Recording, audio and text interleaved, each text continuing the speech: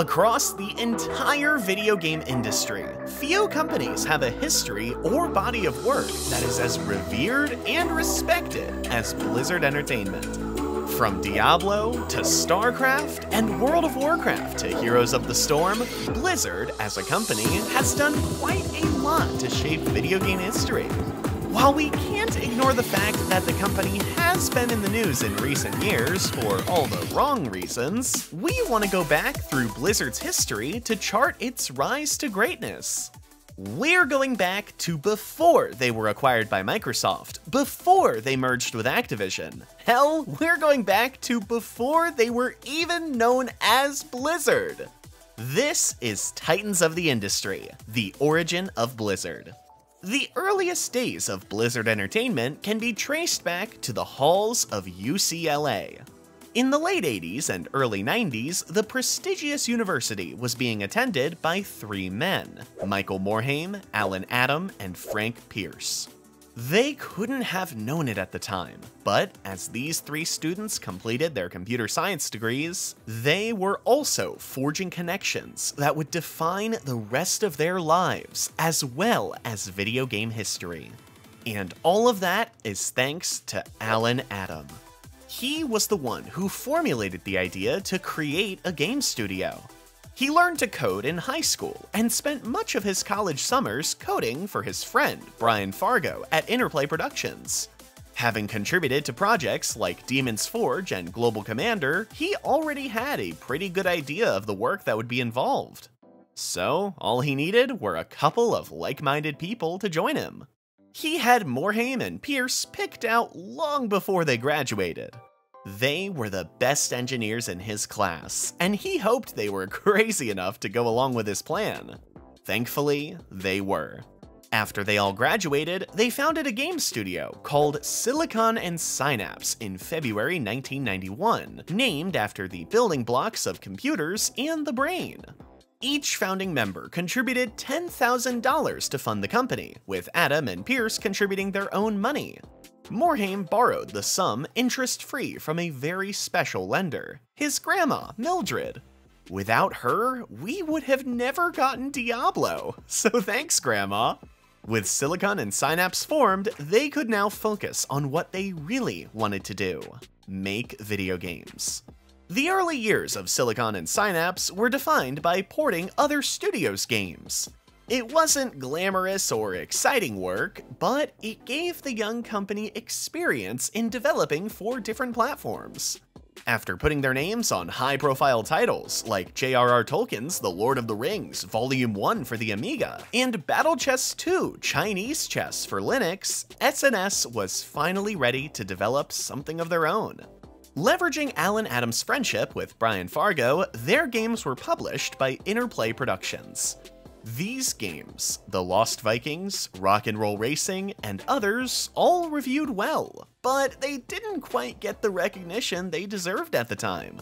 Thinking that it might have something to do with the name of the studio, and because people were confusing the silicon in their name with the silicon used in breast implants, the founders changed the name of the company briefly to Chaos Studios, and then settled on Blizzard Entertainment in 1994. Sure enough, the company saw an explosive period of growth that propelled them onto the world stage. In 1994 alone, Blizzard released The Death and Return of Superman, Blackthorn, and Warcraft: Orcs and Humans, one banger after another. The explosive success of Warcraft in particular convinced Adam and Company to shift their focus from a general studio that developed for all platforms into a PC-focused dev house. From that point, it was safe to say that the age of Blizzard had arrived. Throughout the late 90s, Blizzard Entertainment created era and genre-defining games.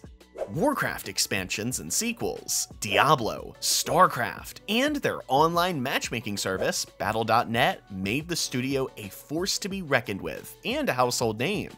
And yet, even all of that success was just the beginning. As they gained notoriety, Blizzard's operations grew and expanded.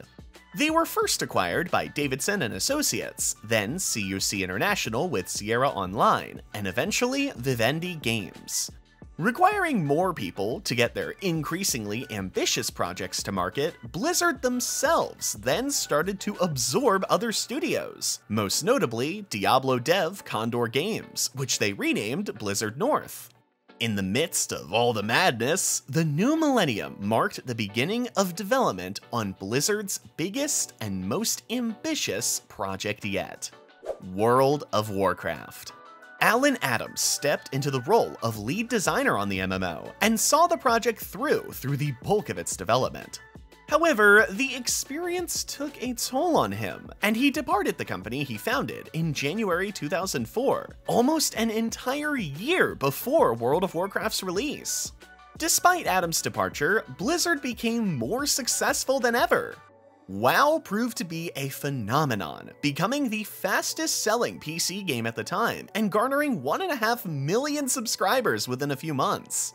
Within 3 years, it had 9 million subscribers and raked in over $1 billion in revenue for Blizzard. Just before World of Warcraft's launch, interesting things were happening in the Warcraft community thanks to Warcraft 3's world editor. A little mod called Defense of the Ancients essentially created an entirely new genre, one that Blizzard themselves would enter more than a decade later. World of Warcraft continued to be Blizzard's bread and butter for a number of years, carrying the company financially as they worked on their next projects. And then Bobby came knocking. As he pulled Activision back from the brink of bankruptcy, CEO Bobby Kotick noted that the mega publisher lacked much presence in the MMO market. And with WoW already pulling in $1 billion per year, why bother competing? He began talks with Blizzard's owner, Vivendi Games, in 2006, and by July 2008, the merger was complete. Activision Blizzard had been born. This period could be viewed as the end of Blizzard's golden era for some, but it definitely was a new era by any measure. WoW peaked in 2010 with 12 million subscribers, and slowly fell back to 6.8 million in 2014. The whims of the market were changing, and Blizzard began working on new concepts to keep up with the times. In addition to sequels to their flagship series, StarCraft II and Diablo III, Blizzard also released the collectible card battler Hearthstone in 2014, and their crossover MOBA, Heroes of the Storm, which was their play for the MOBA genre created by modders in Warcraft 3. Then came Overwatch, Diablo 3, heaps of controversies and bad press, and finally, Microsoft's industry-shaking acquisition of Activision Blizzard for an astounding $68.7 billion in 2022. And finally, that brings us to today. World of Warcraft is still going, with a new expansion on the horizon. Blizzard is currently supporting Diablo 4, no doubt more is on the way. No one currently knows what will come after the Microsoft merger outside of confirmed projects.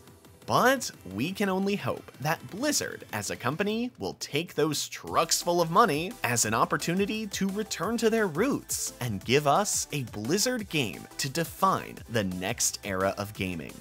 Check out our videos on making Marvel's Spider-Man or every canceled Halo game. Thanks for watching. This has been a GameFAQs special.